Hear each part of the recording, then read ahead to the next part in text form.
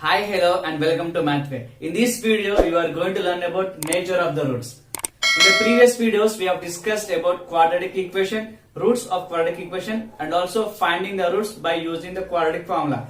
If you haven't watched that videos, I am providing that links in the description box. You can go through it. So let us start nature of the roots. The roots of quadratic equation ax square plus bx plus c equals to 0 are, so the roots of this given quadratic equation are x equals to minus b plus or minus under root b square minus 4ac by 2a. So by using this formula we can get the roots. That's right. So these are the roots of the quadratic equation. Then this b square minus 4ac part is called as discriminant. So this b square minus 4ac it is called as discriminant. So this discriminant is denoted by delta. The nature of the roots is depend upon the discriminant. So if the discriminant is less than 0, so some type of roots are there. If the discriminant is equals to 0 and if the discriminant is less than the 0, the nature of the roots will be changed. So let us see what are the nature of the roots when the discriminant is less than 0, greater than 0 and equals to 0. For example, the discriminant is greater than the 0. So if the discriminant greater than 0, then it has real and distinct roots.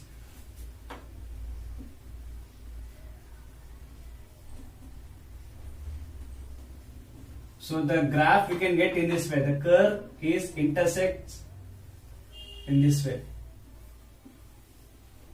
or here. So here these are the roots.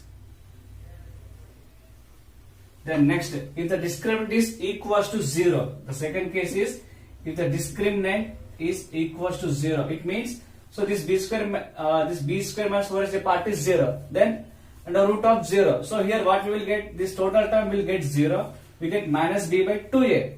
So it has equal roots. It has equal roots. So equal roots. So this curve will intersect at a point in this way or finally in this way. The third case is if the discriminant is less than the 0, the delta discriminant is less than the 0, then it has imaginary roots. It has imaginary roots.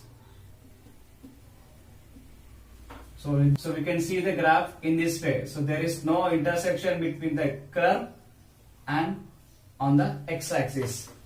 So these are the three types of the nature of the roots. For example, if the discriminant is greater than the 0, then it has real and distinct roots.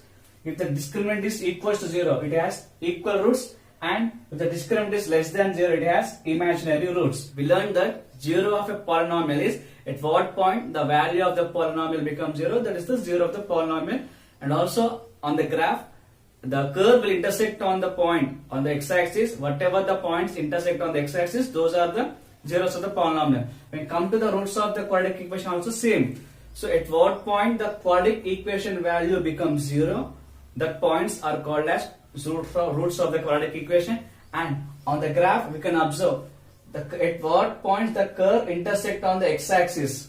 At what point the curve intersects on the x-axis, so those points are called roots of the quadratic equation. So in this way we can find the nature of the roots.